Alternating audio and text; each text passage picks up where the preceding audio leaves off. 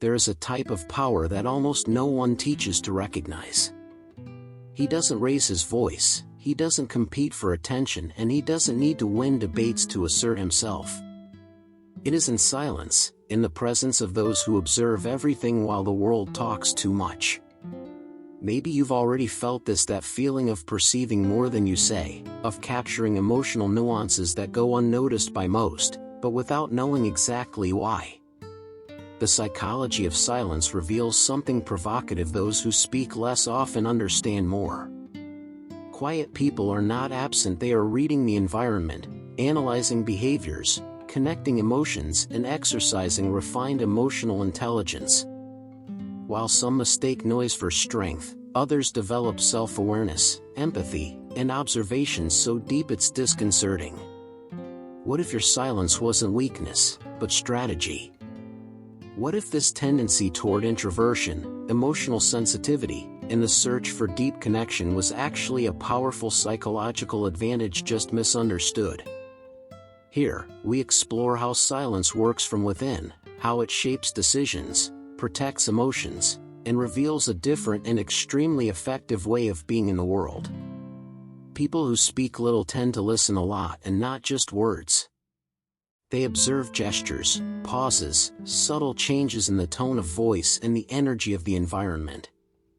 This mindful silence creates an invisible advantage while others react on impulse. Quiet people accumulate information, refine their self-awareness, and choose when and how to speak up.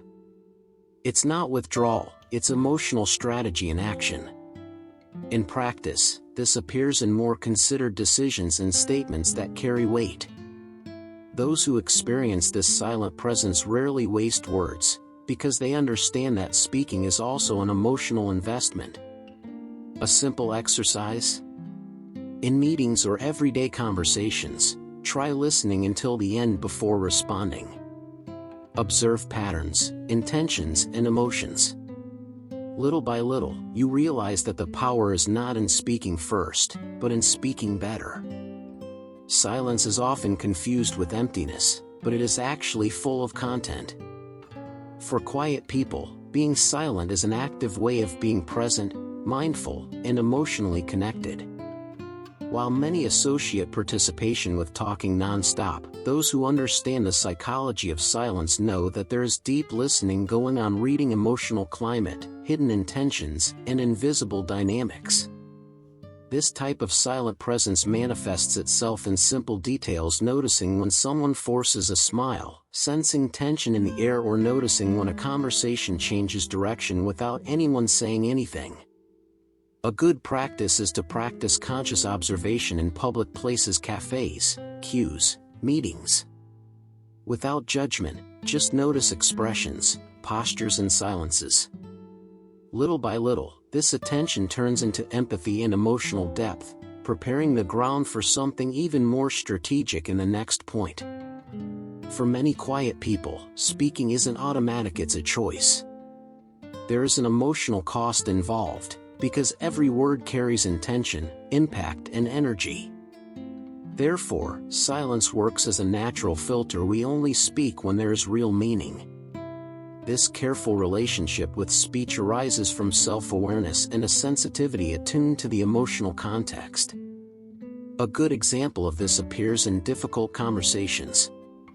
Instead of responding in the heat of the moment, the quiet person pauses, breathes, and organizes what really needs to be said. A useful practice is to write before you speak, whether it's an important message or a sensitive position. This habit, common among people with high emotional intelligence, turns words into tools for deep connection, not noise. And this care opens up space to understand what happens before the emotional reaction, the topic of the next point. Before any response, the brains of quiet people go into analysis mode. It assesses context, intention, emotional impact, and even the right moment to react.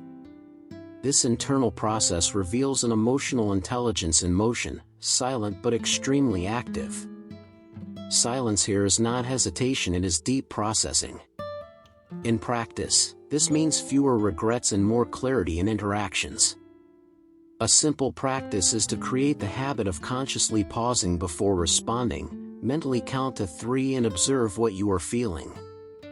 This micropause strengthens self-awareness and avoids automatic reactions.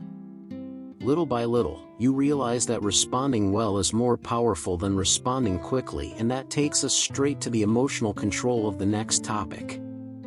Silence offers space to think, and it is in this space that self-awareness grows. Quiet people tend to observe their own emotions before acting, recognizing internal triggers and behavior patterns. This constant internal dialogue creates a more mature relationship with intense feelings, such as anger, frustration, or anxiety. Over time, this turns into emotional self-regulation. Instead of exploding or shutting down completely, the quiet one adjusts the response to the context. A simple practice is the daily emotional check-in at the end of the day. Write down what you felt, when you felt it, and how you reacted. This habit strengthens emotional intelligence and deepens presence, preparing the eye for something even more refined: reading human behavior. Silence sharpens the senses. Quiet people develop an almost intuitive ability to perceive micro-expressions, subtle changes in posture, and variations in tone of voice. This constant observation goes beyond the obvious and creates an emotional reading of the environment that many ignore. It is not a mystical gift, it is trained attention. A good exercise is to watch conversations without sound, films, interviews, or short videos focusing only on facial expressions and gestures. This training increases emotional sensitivity and empathy, because it teaches you to listen to what is not said. Over time, silence stops being just a choice and starts to function as psychological protection, something that many people learn early on, as we will see in the next point. For many quiet people, silence did not come about by chance. It was learned as an emotional protection mechanism, often in childhood or in environments where expressing yourself freely was not safe. Staying silent became a way of observing before trusting, of feeling before exposing yourself. The psychology of silence shows that, in this context, remaining silent is not weakness, it is intelligent adaptation. Over time, this pattern can transform into conscious strength. The first step is to recognize when silence protects and when it limits. A useful practice is to name emotions before sharing them, even if only on paper. This strengthens self-awareness and allows you to use silence with presence, not out of fear, but out of choice. This understanding completely changes the way we see introversion, the subject of the next topic. There is a common misconception of confusing introversion with shyness or lack of social skills.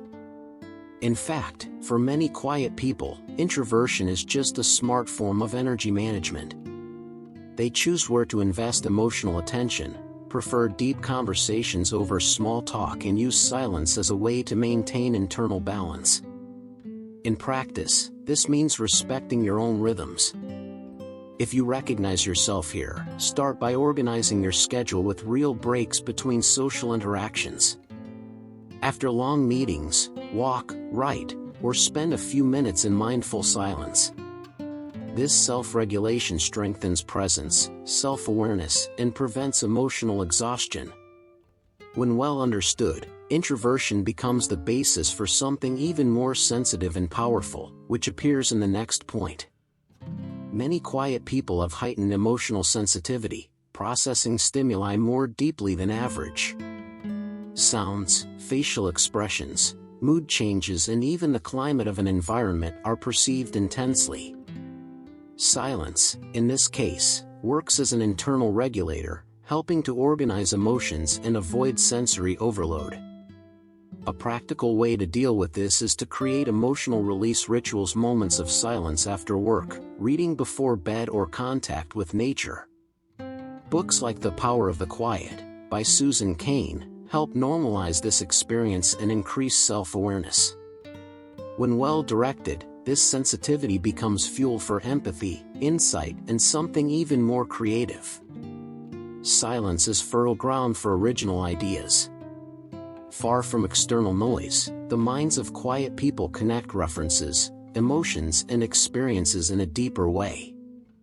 It is in this internal space that unexpected insights, creative solutions, and thoughts that go beyond the obvious emerge. The psychology of silence shows that creativity is rarely born in a hurry, it needs a break. In practice, this can be cultivated with small creative rituals: walking without headphones, writing freely for 10 minutes, or simply being silent and observing your own thoughts. Many creators and thinkers use this apparent void as a mental incubator.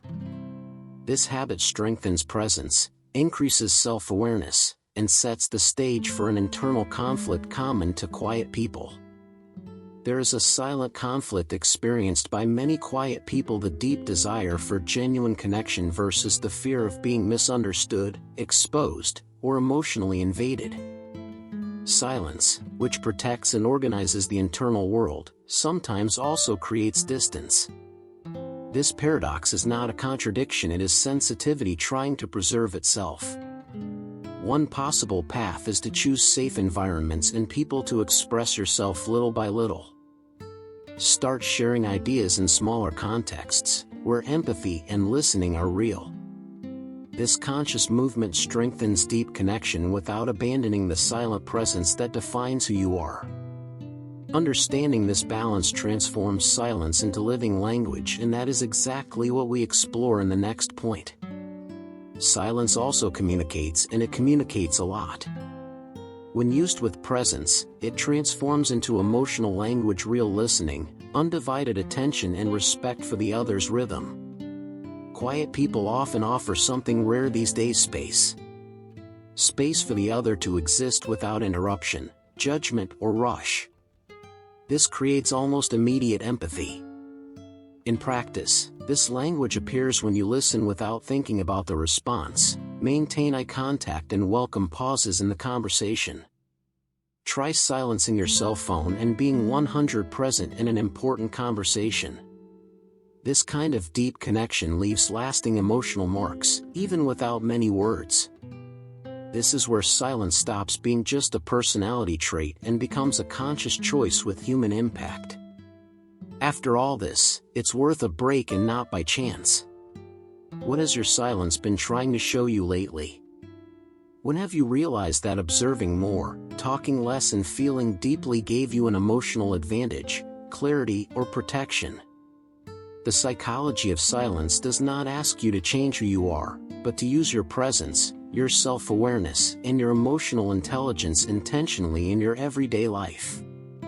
Perhaps the transformation starts with something simple: listening without interrupting, respecting your social limits, trusting more in your observation, and honoring your emotional sensitivity. Small choices build truer connections, strengthen empathy, and create a deep connection with the world and with yourself. Silence, when conscious, stops being absence and becomes direction. If this content helped you see yourself more clearly, here's an invitation: subscribe to the channel, turn on notifications, and follow the next videos. Here, we continue exploring mind, emotions, and presence without unnecessary noise, but with great depth.